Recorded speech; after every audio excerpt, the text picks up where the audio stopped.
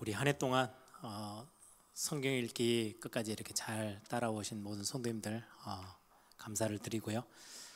이제 내일이면 또 2022년 한 해가 마무리가 되어지고 성경 읽기도 이제 끝이 납니다. 그래서 같이 함께 이렇게 성경 읽기 했던 것들 끝맺음을 내일로 이제 하지만 주일 되어지면 2023년 한 해 동안 1년 동안 성경 일독할 수 있는 프로그램을 이렇게 새로 짜서 여러분들에게 나눠 드릴 겁니다. 그래서 이건 뭐 전체로 이렇게 막 같이 가는 건 아니지만 한번 성경을 쭉 일독을 했던 분들은 훨씬 더 수월하게 성경을 꾸준히 계속 지속해서 읽을 수 있도록 여러분들에게 자료를 나눠 드리는 거니까요.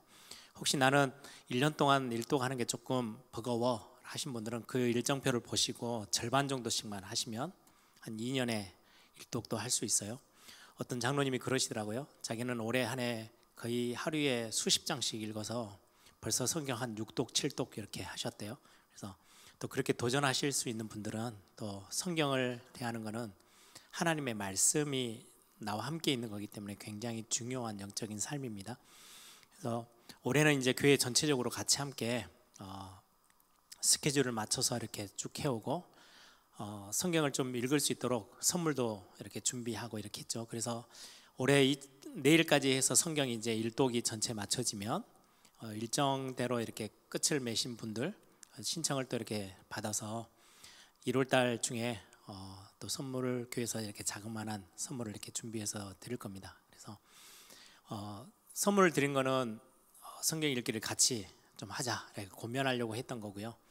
이제 2023년은 선물과 상관없이라도 내가 성경 읽었던 이 삶의 쭉 습관을 지속해야 되겠다라고 하신 분들은 그 성경 읽기에 조금 도움이 되도록 전체 1년 동안 일독을 할 수 있는 프로그램 해서 인쇄해서 나눠 드릴 겁니다. 그걸 잘 활용하셔서 같이 성경 읽기를 같이 해 나가셨으면 좋겠고요. 우리 교회 유튜브 사이트에 들어오시면 한 해 동안 성경 신약부터 해서 구약 전체 한 권 한 권 이렇게 요약 정리된 영상들 YBS에서 했던 것들이 그대로 기록이 남아 있을 겁니다. 그래서 그거 또 보시면서 그 성경 읽으실 때 한 권 한 권 이렇게 또 서론적으로 개괄적인 것들을 보고 또 듣고 또 성경을 읽고 이렇게 도움 되도록 일부러 한 해 동안 쭉 해서 해왔고요. 12월 달에 소선지서를 좀 마무리하려고 했는데 뭐 중직자 대회도 끼어 있고 또 연말에 또 산업인 대회도 있고 이렇게 해서 좀 뒤로 밀렸습니다.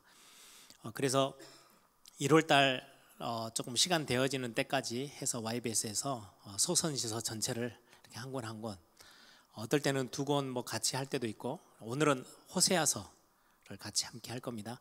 대선지서 다니엘서가 끝나고 나면 바로 첫 들어오는 게 이제 호세아인데요. 어떻게 보면 소선지서의 12권의 소선지서 중에 서론격이기도 하고 전체 소선지서의 주제와도 연결되어져 있는 성경이 호세아입니다. 그래서 오늘 호세아 한 권을 같이 함께 나누려고 합니다. 오늘 14장까지 있는 호세아입니다.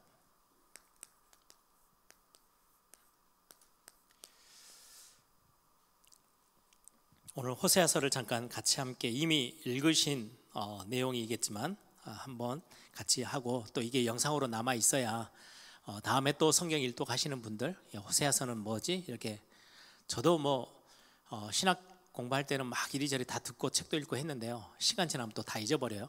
저도 또 찾아봐야 자료를 이렇게 봐야 이렇게 기억이 나는 부분이 있어서 여러분들이 영상으로 유튜브에 올려놓으면 여러분들 언제든지 끄집어내서 여러분들이 성경 읽으실 때 도움이 될 수 있도록 좀 정리를 같이 함께 해 가겠습니다.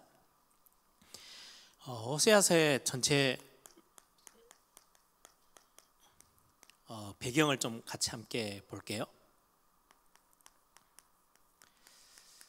저자는 호세아서를 기록한 저자는 호세아 선지자 그 이름 그대로 호세아라는 선지자입니다. 이 호세아는 700 BC죠. 760년에서 720년 정도까지 사역을 한 선지자고요. 북이스라엘에서 사역을 선지자로서의 사역을 했어요. 남유다에는 뭐 이사야 선지자도 있었고요. 여러 선지자들 같이 활동하고 있는 동안에 북이스라엘에서 사역을 했던 선지자가 호세아 선지자예요. 조금 뭐를 참고하시면 좋냐니까 북이스라엘의 멸망이 722년이에요. 그러면 거의 720년까지 사역을 했으니까 북이스라엘의 멸망을 봤다는 말이죠. 굉장히 북이스라엘이 그냥 갑자기 상황이 어려워져 가지고 멸망한 게 아니고요. 하나님이 멸망으로 어쩔 수 없이 심판할 수밖에 없는 영적 상태가 계속해서 흑암으로 우상숭배로 하나님과 정반대의 길을 끝까지 걷다가 결국은 북이스라엘이라는 나라는 멸망하게 되어져요. 그 가장 멸망의 바로 앞에 서 있을 때 사역을 했던 선지자가 호세아 선지자입니다. 그래서 나중에 12선지서 소선지서의 12권에 거의 서론격으로 이 내용들이 호세아서를 보시면 선지서 소선지서의 내용이 이렇게 가는구나. 대선지서에 있는 이사야서나 뭐 다니엘서 같은 경우는요 굉장히 어렵기도 해요. 미래에 대한 어떤 예언적인 것들이 굉장히 많이 종말적인 부분들이 같이 함께 있기 때문에. 근데 이제 호세아서는 굉장히 독특하게 쓰여져 있는 성경이기도 하고 소선지서 전체를 이해하는데 굉장히 도움이 되는 부분이기도 합니다. 호세아라는 이름은 여호와의 구원이라는 말입니다. 호세아라는 이름이요 구약에 또 다른 똑같은 뜻을 가진 이름이 있어요. 여호수아 같은 이름이에요. 호세아, 여호수아, 여호와의 구원 똑같은 거고요. 신약에 와서 이 여호수아, 호세아랑 이름이 똑같은 의미를 가지고 있는 게 예수라는 거예요. 하나님의 구원이시다. 그래서 예수님이 이 땅에 오셔서 임마누엘이라는 별명도 있지만 예수라는 이름을 가지고 태어나셨죠. 하나님의 구원을 이루기 위해서 오신 거. 이스라엘 백성들이 가나안 땅 들어갔을 때 어마어마한 적과의 싸워서 그 땅을 차지하고 구원을 얻었다라는 의미도 있고요. 호세아는 하나님의 구원이 어떠한지를 실제로 자기의 인생의 삶과 가정을 통해서 철저히 보여준 선지자가 또 호세아라는 선지자이기도 합니다. 중요한 부분은 이 저자의 특징이죠. 하나님이 느닷없이 호세아를 선지자로 딱 부르시고는 명령하세요. 가서 요나처럼 어디 가서 하나님의 말씀을 전해라 이러지 않고요. 하나님이 이 호세아라는 한 사람의 인생 그리고 그가 만들어 가야 될 가정을 두고 하나님의 메시지를 그 가정을 통해서 확인해요. 완전히 음란한 여자 고멜이라는 여자를 찾아가서 네 아내로 삼어. 완전 음란하고 타락해 있는 여인을 찾아가서 그를 데리고 와서 사랑해. 사랑할 수 없는데 사랑해. 그러고는 가정을 이루라. 결혼을 해라. 그렇게 해서 시작한 게 호세아서의 시작이에요. 굉장히 재미있게 시작하죠. 굉장히 우리가 상상하지 못하는 부분은 하나님이 이 가정을 통해서 하나님의 음성과 하나님의 뜻과 계획, 하나님의 메시지를 전달하고자 하는 거죠. 이 고멜을 데려다가 결혼을 해서 아이를 낳습니다. 이 아이의 자식들의 이름이 아주 독특해요.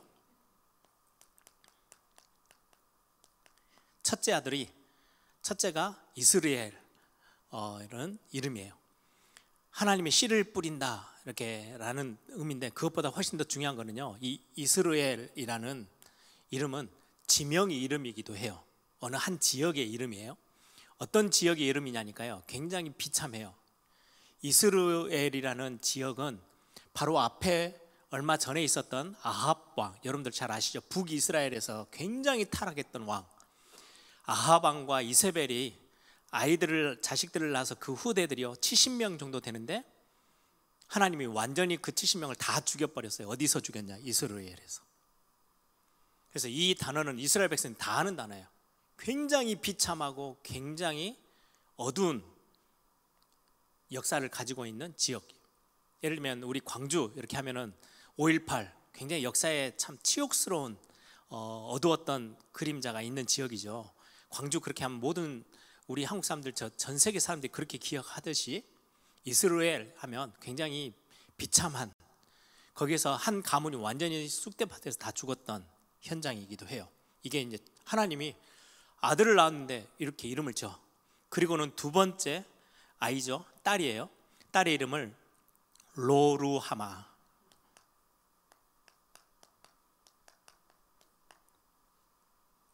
이렇게 이름을 지었는데, 이 이름은 특징이 뭐냐니까 로라고 시작하죠. 이 로는 히브리어로 부정된 거예요. 예를 들면 노, 아니다 라는 말이에요. 셋째 아들, 이제 셋째가 아니라 셋째고요, 두 번째 아들이죠. 이름이 뭐냐니까 로암마, 로암미의 미. 이 로도 똑같은 단어예요. 그러면 루하마 암미라는 단어는 굉장히 좋은 단어거든요. 하나님의 긍휼을 입은 자, 이거는 하나님의 백성이라는 단어인데 앞에다가 부정어를 붙였어요. 그럼 어떤 의미가 돼요? 하나님의 긍휼을 받지 못한 자, 이거는 하나님의 백성이 아니다라는 말이에요. 한번 성경을 한번 볼까요? 1장, 2장, 3장에는 굉장히 하나님께서 호세아 선지자의 어떤 가정에 대한 이야기들을 쭉 펼치면서 완전히 하나님을 저버리고 자꾸 이 고멜이라는 여자가 또 가서 바람 피고 또 음탕한 일을 하는 그 여자를 또 돈 주고 또 사오고 또 사오고 또 사오고 이런 이야기들을 하면서 심판받아 마땅한데 하나님이 그를 끝까지 사랑하셔서 이에게 하나님은 회복의 축복을 주실 거야 라는 메시지가 계속해서 반복적으로 담겨져 있는데요, 2장 1절을 한번 보세요. 하나님의 긍휼을 얻지도 못하고 하나님의 백성 아니다 라고 이름을 아예, 그래서 이 사람들이 집 밖에 나가면 아이들을 이름 부를 때는 참 이상한 이름이죠. 이름 뜻이 그러니까 긍휼을 얻지만 하나님의 긍휼을 못 받은 사람, 하나님의 백성 아닌 사람, 이런 의미가 있는데요, 하나님이 이거를 회복시키겠다고 말씀하시면서 2장 1절에 그렇게 말씀합니다. 너희 형제에게는 암미라 하고, 암미는 하나님의 백성이다. 그리고 너희 자매에게는 루하마라 하라. 이름을 처음에 줄 때는 로루하마, 로암미라고 주셨는데 이거를 하나님은 이 앞에 아니다라는 말을 떼고 나중에 너희들을 하나님의 백성으로, 하나님의 긍휼을 얻은 자로 내가 회복시킬 거야 라는 의미가 이름에도 상징적으로 담겨져 있는 부분이기도 해요. 이 호세아 선지자를 통해서 굉장히 중요한 메시지를 주시는데요, 한번 1장에 10절부터 11절 한번 같이 함께 읽어보겠습니다. 우리 호세아서를 펴셔서 호세아 1장 10절 11절 같이 읽습니다. 그러나 이스라엘 자손의 수가 바닷가의 모래같이 되어서 헤아릴 수도 없고 셀 수도 없을 것이며 전에 그들에게 이르기를 너희는 내 백성이 아니라 한 그곳에서 그들에게 이르기를 너희는 살아계신 하나님의 아들들이라 할 것이라.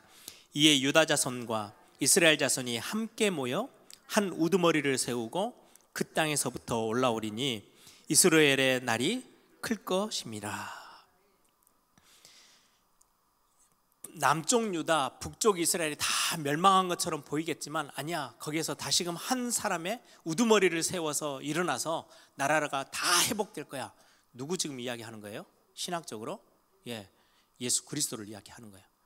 그 혈통 중에 다시금 우두머리 왕이 일어나서 다시금 모든 나라를 다 회복해서 긍휼도 얻지 못하고 하나님의 백성 아니야 라고 선포됐던 그 사람들의 이 앞에 걸 다 떼버리고요, 너는 하나님의 아들들이야, 자식이야, 백성이야, 그리고 하나님의 긍휼과 은혜와 사랑을 받은 자야 라고 하나님이 바꾸시겠다고 말씀하고 있는 내용이 있죠. 또 하나는 역사적인 배경을 잠깐 보시면요,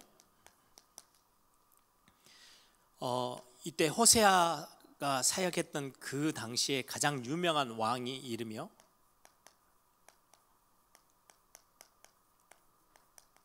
여로보암 2세예요. 그래서 이 역사의 배경은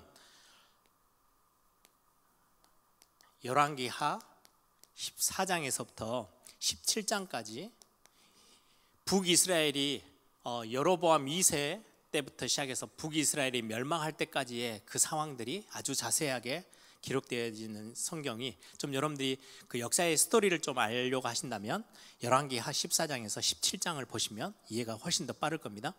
여로보암 2세 때 굉장한 정치적으로든 경제적으로든 번영했던 시대예요. 많은 가난한 사람들은 진짜 가난했는데요, 그 사람들 거 다 뺏어서 나라 자체는 굉장히 부강하고 많은 것들을 누리고 살 수 있었던 번영을 맛봤던 시대가, 그래서 성경은 뭐라고 설명하냐니까요, 솔로몬 때는 어마어마했잖아요. 그렇죠? 이웃 나라들이 와서 구경하러 올 만큼 소문나 있도록 엄청나게 번영을 맛봤던 때가 솔로몬 때인데요, 솔로몬 이후에 가장 번영했던 시대가 언제냐? 호세아 선지자가 사역했던 이 여로보암 2세 때예요. 굉장히 번영하고 잘 살았어요. 힘이 있었어요. 그런데 어떤 배경에서 이 번영을 맛봤냐니까요,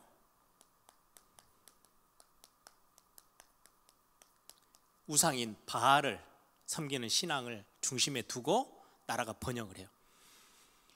지금의 현실하고 거의 똑같아요. 그래서 서선지서를 읽으시면서는 그냥 단순히 이스라엘 나라의 상태가 아니고요, 지금의 세계의 영적인 상태, 교회의 상태들이요, 북이스라엘 남유다는 지금의 교회를 의미하기도 해요.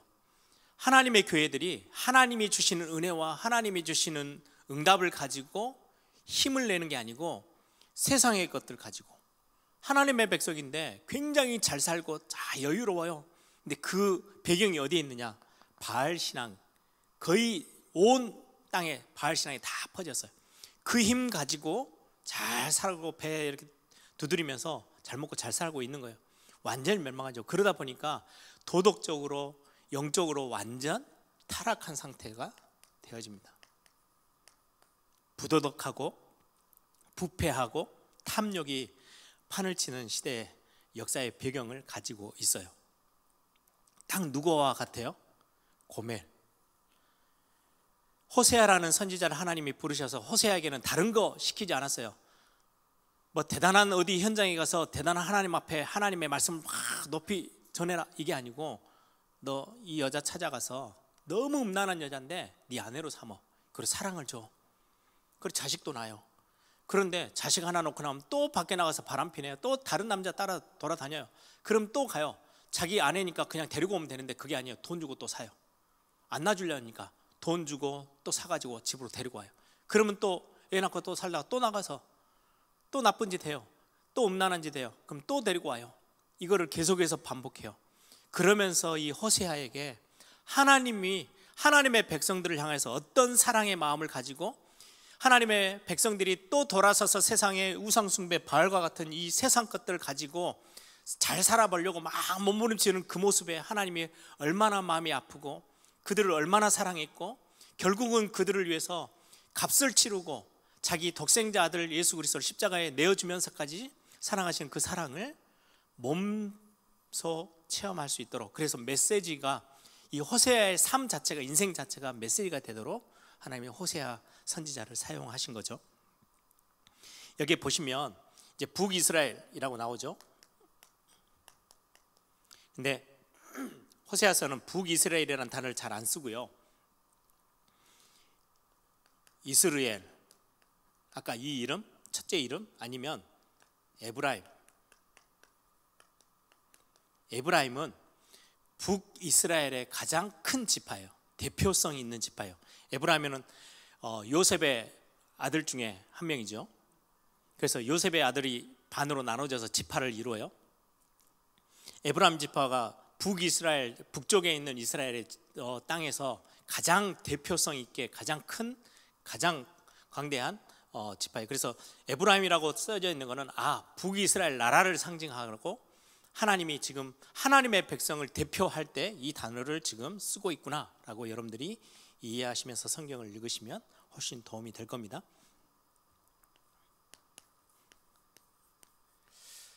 간단하게 내용을 좀 몇 가지를 보시면 전체 구조는 간단해요. 1장부터 3장은 호세아의 가정, 호세아가 고멜을 데리고 와서 가정을 이루고 결혼 생활을 이어가는 그 내용이 주 내용이에요. 여기에 이 고멜과 함께 이 결혼 생활이 어떻게 깨어지고 어떻게 흔들리고 얼마나 많이 망가지는지를 보여주는, 그래서 북이스라엘의 영적 상태를 굉장히 구체적으로 호세아의 가정을 통해서 보여주고 있고요. 4장부터 14장까지는 실제 완전히 음란에 빠져 있는 이스라엘, 이것 때문에 심판 앞에 서 있는, 그런데 그 안에 하나님의 엄청난 사랑, 이거를 표현하고 있는 게 마지막 부분까지의 성경입니다. 그래서 한번 성경을 한번 같이 읽어볼까요? 호세아 2장 8절 9절을 한번 같이 한번 읽어보겠습니다. 얼마만큼 망가지고 깨어져 있는 모습인지를 성경은 호세아를 통해서 말씀하고 있어요. 호세아 2장 중요한 몇 개의 구절들을 성경으로 같이 함께 읽어볼 겁니다. 호세아 2장 8절 9절 2절 같이 함께 한 목소리로 읽습니다. 곡식과 새 포도주와 기름은 내가 그에게 준 것이요, 그들이 바알을 위하여 쓴 은과 금도 내가 그에게 더하여 준 것이거늘 그가 알지 못하도다. 그러므로 내가 내 곡식을 그것이 익을 계절에 도로 찾으며 내가 내 새 포도주를 그것이 맛들 시기에 도로 찾으며 또 그들의 벌거벗은 몸을 가릴 내 양털과 내 심을 빼앗으리라.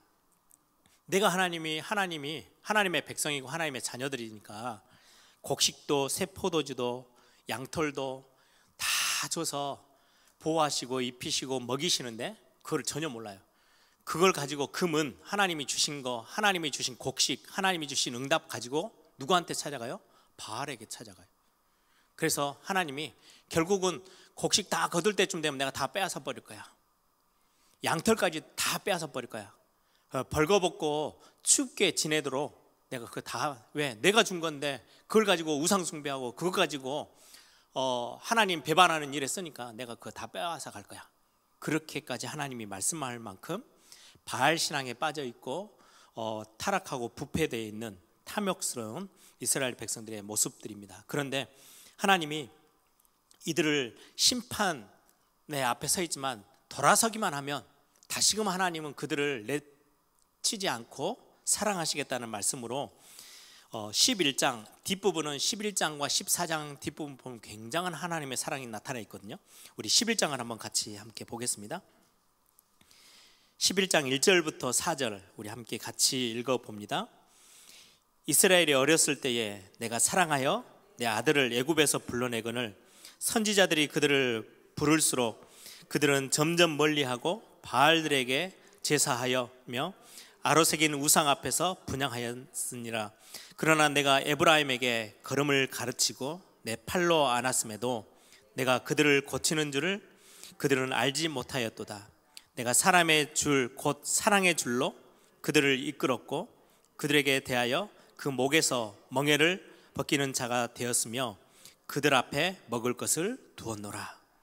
하나님이 그들이 배반하고 떠나가지만 하나님이 사랑하셔서 절대로 버리지 못하고 계신다라고 말씀하시면서요, 8절 9절 11장 8절 9절 같이 읽습니다. 에브라임이여 내가 어찌 너를 놓겠느냐, 이스라엘이여 내가 어찌 너를 버리겠느냐, 내가 어찌 너를 아드마같이 놓겠느냐, 어찌 너를 스보임같이 두겠느냐.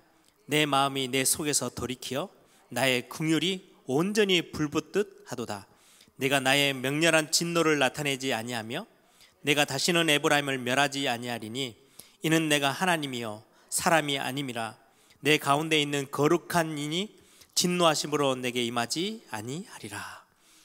이 엄청난 말씀이 신약에 와서 그리스도를 통해서 우리에게 그대로 하나님의 사랑이 전달되어져 옵니다. 심판받을 만한 마땅하게 우리의 수준은 딱 거기에 있는데 하나님 우리를 버리지 않고 심판하지 않고 끌어안아 우리를 사랑하시겠다고 약속하고 계시는 거죠. 호세아 14장 뒷부분으로 한번 더 가볼까요? 마지막 결론처럼 또 하나의 하나님의 사랑을 또 드러내십니다. 호세아 14장 4절부터 8절까지 우리 한번 같이 또 한번 읽어보겠습니다. 내가 그들의 반역을 고치고 기쁘게 그들을 사랑하리니 나의 진노가 그에게서 떠났음이니라. 내가 이스라엘에게 이슬과 같으리니 그가 백합화 같이 피겠고 레바논 백향목 같이 뿌리가 바뀔 것이라. 그의 가지는 퍼지며 그의 아름다움은 감람나무 같고 그의 향기는 레바논 백향목 같으리니 그 그늘 아래 거주하는 자가 돌아올지라. 그들은 곡식같이 풍성할 것이며 포도나무같이 꽃이 필 것이며 그 향기는 레바논의 포도주같이 되리라. 에브라임의 말이 내가 다시 우상과 무슨 상관이 있으리요 할지라. 내가 그를 돌아보아 대답하기를 나는 푸른 잣나무 같으니 내가 나로 말미암아 열매를 얻으리라 하리라. 하나님이 이렇게 그들이 반역하는데 고치게끔 하나님이 인도하시고 그들을 사랑하시겠다, 진노에서 떠나오게 할 거다 라고 말씀하시면서요, 백합화가 피도록 아침에 이슬을 하나님이 내려주시고 백향목 같이, 백향목은 건축 자재로 써요. 그래서 굉장히 이게 그냥 삐뚤삐뚤한 나무가 아니고요, 큰 기둥들, 뭐 큰 궁궐을 짓고 성전을 짓고 큰 집들을 지을 때 쓸 수 있도록 기둥으로 쓸 수 있을 만큼 굉장히 뿌리가 깊이 내린 반듯하게 자란 백향목 나무들이에요. 향도 좋고. 그런 것처럼 하나님께서 백향목 같이 뿌리가 깊이 박히고 뭐 얼마든지 사람들을 살려내는 감람나무 처럼 만들어서 하나님의 영광을 드러내게 하겠다라고 말씀하시는 하나님의 굉장한 사랑이 담겨져 있는 메시지죠. 우리의 상태, 많은 교회들이 자꾸 언약을 어기고 이렇게 자꾸 세상을 향해서 고멜처럼 나가는데도 불구하고 하나님이 버리지 아니하시겠다고 말씀하고 있습니다. 여기에 중요한 주제가 결혼이라는, 결혼은 어떻게 보면은 서로 두 사람이 언약하는 거죠. 그래서 항상 제가 결혼 주례를 하면은 잠깐 주례 메시지 잠깐 해주고는 서약을 합니다. 하나님이 짝져 주신 남편이고 아내로 확신하느냐 이렇게 언약해요. 이 언약은 깨트릴 수 없어요. 깨트리지 말아야 하는 거예요. 그런데 고멜, 호세아 사이에 고멜이 어떻게 해요? 이 언약을 다 깨트려 버려요. 또 딴 남자 찾아가요. 아니 도저히 사랑받을 수 없는 상태에 있는 사람을 호세아가 데리고 와서 아내로 삼고 가정을 이루었는데, 그러면 너무 감사하게 살아야 되는데 이 결혼이라는 언약을 깨트려 버리고 딴 남자 또 찾아가는 거예요. 계속해서 수도 없이 그때마다 데리고 와서 또 다시 품어주고 또 다시 사랑해주고 또 다시 감싸 안아주는 그 호세아에게 그걸 계속 지시하시거든요. 이게 하나님의 마음이야. 하나님의 백성들이 자꾸 우상 숭배하고 또 다시 음란한 내로 가면, 영적인 상태죠. 영적인 음란 상태로 가면 하나님이 그걸 그냥 심판하고 버리지 않고 또 다시 언약 맺을 수 있는 자리로 이끌어 주시는 하나님과의 언약 관계를 설명하고 있습니다. 그래서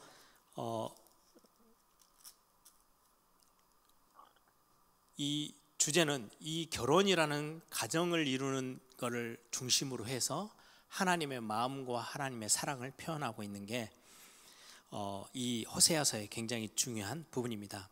몇 개 특징되는 구절들을 함께 같이 보겠습니다. 호세아 유명한 본문이죠. 4장 6절 같이 찾아볼까요?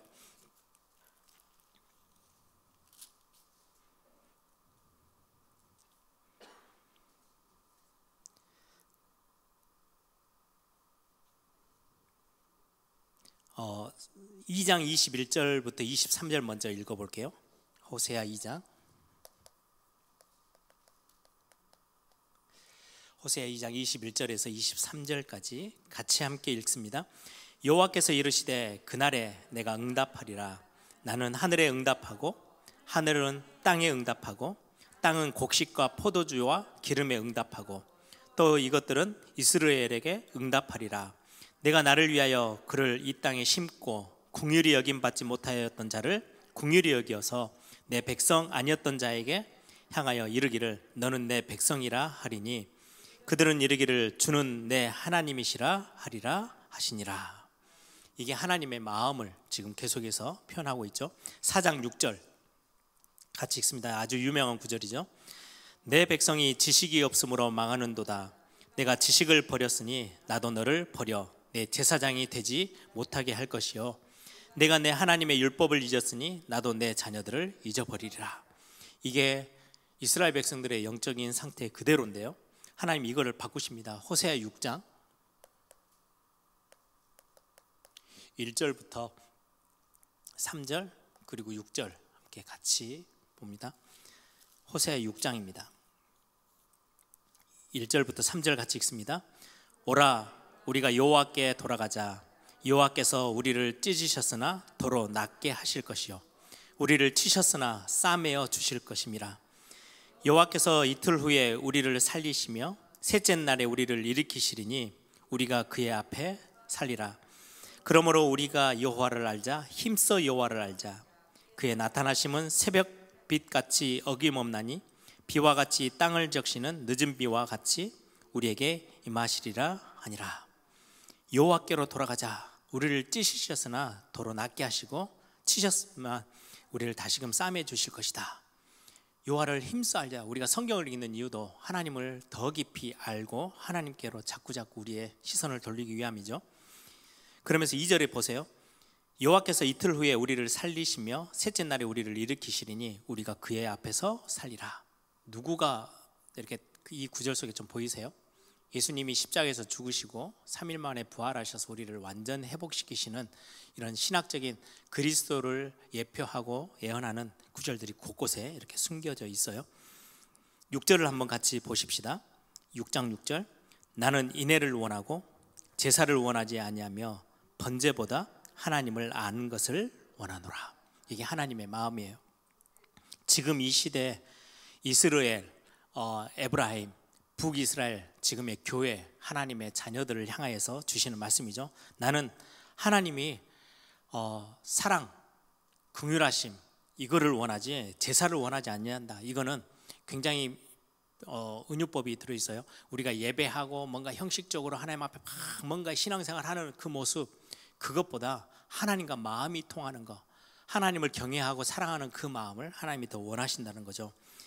제사를 원하지 않냐고 번제보다 하나님을 아는 것을 원하노라. 이 안다라는 거는요, 히브리어로 야다라는 거예요. 예를 들어서 우리가 책을 보면서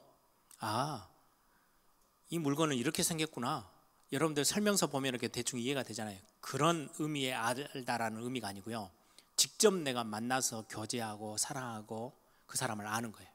우리가 지금 뭐 윤석열 대통령 뭐 욕도 하고 아니면 어떤 사람도 또 막 지지도 하고 해요. 저 뉴스를 보면서 저 대통령 이러네 이거 하고요, 그 대통령하고 내가 만나서 밥도 먹고 친해져서 그 집에도 놀러 가고 같이 커피 마시면서 속 이야기도 하고 그래서 알아가는 거하고는 달라요. 여기 성경에서 힘써 여호와를 알자라고 했을 때는 지식적인 하나님을 아는 게 아니고요, 실제 만남 교제 안에서 이 호세아가 고멜을 가정의 아내로 삼아서 같이 자녀를 낳고 사랑하며 사는 그 관계, 안다라는 단어는 그런 의미의 안다라는 의미입니다. 호세아 10장 12절. 제가 참 좋아하는 본문이기도 합니다. 10장 12절 우리 함께 같이 읽어보겠습니다. 너희가 자기를 위하여 공의를 심고 인애를 거두라. 너희 묵은 땅을 기경하라. 지금은 곧 여호와를 찾을 때니 마침내 여호와께서 오사 공의를 비처럼 너희에게 내리시리라. 제가 참 대학생 때 많이 묵상했던 단어 중에 하나가 너희 묵은 땅을 기경하라. 땅에 묵어있는 땅이요, 뒤집어야 돼요. 그대로 놔두면 열매도 맺지 못해요. 저 같은 경우는 모태신앙으로 자라와서 제 신앙에 묵은 땅이 참 많아요. 뭐 교회 당연히 가는 거, 주일날 예배하러 가는 거, 너무 땅에 묵어 있어요. 신선하지 않아요. 땅에 이렇게 새롭게 뭔가 산소도 들어가고 하려면 땅을 이렇게 다시금 다 뒤집어서 이렇게 농사 짓기 전에 이렇게 묵은 땅은 기경을 해야 되는 거죠. 그런 것처럼 어느 날 목회자가 돼서 뭐 주일날마다 예배 인도하고 설교하고 뭔가 막 성도들 앞에서 항상 그 예배하는 삶이에요. 목회자로 살아가요. 이게 잘못하면 묵은 땅이 돼요. 묵은 땅은 거기서 아무 생명력이 없어요. 이걸 기경해야 돼요. 묵은 땅을 기경하라. 그래서 하나님의 것이 그 속에서 열매가 맺어져 올라올 수 있도록. 그래서 저 같은 경우는 이 단어를 제 개인에게 참 많이 묵상하면서 붙잡고 이렇게 하나님 앞에 회복하려고 많이 기도 제목으로 삼았던 본문 중에 하나가 또 호세아서이기도 합니다. 하나님을 아는 지식, 하나님을 진짜 경외하고 인정하고 하나님을 믿는 그 지식들이 사라져서 교회가 흔들리고 자꾸자꾸 세상의 번영, 바알 신앙이 가져다주는 번영만을 향하여서 달려가고 있는 많은 하나님의 백성들, 또 하나님의 교회가 얼마나 비참하게 멸망하는지를 먼저 앞서서 말씀을 통해서 보여주시고, 그러나 하나님께 시선을 돌리기만 하면 하나님은 그 사랑을 절대로 멈추지 않는다는 것. 그래서 지난주 우리 주일 하나님의 사랑에 대한 메시지를 같이 함께 나눴죠. 하나님은 사랑이시다. 그래서 그 메시지처럼 저와 여러분이 하나님의 사랑으로 2022년을 가득 채우고 또 2023년 또 새롭게 시작하는 그런 응답이 있는 또 한 해가 되기를 소망합니다. 우리 한번 다 같이 한번 기도하겠습니다. 하나님이 말씀합니다. 에브라임이여, 내가 너를 어찌 놓겠느냐? 내가 어찌 너를 버리겠느냐? 내가 너를 긍휼함으로 붙잡고 있을 거래요. 하나님의 사랑이죠. 저와 여러분이 참 나약해서 우리는 흔들릴 때가 참 많지만 하나님의 사랑은 여전히 변함없이, 흔들림 없이, 약화되는 법도 없이 저와 여러분을 붙잡고 계십니다. 그래서 오늘도 그 비밀 가지고 우리가 함께 신앙생활에 내 힘으로 신앙생활을 하는 게 아니죠. 하나님이 주신 긍휼과 하나님의 그 사랑으로 새롭게 되어지는 그런 응답이 또 오늘 이 밤에도 누려질 수 있도록 시간 한번 다 같이 한번 통성을 함께 기도합니다.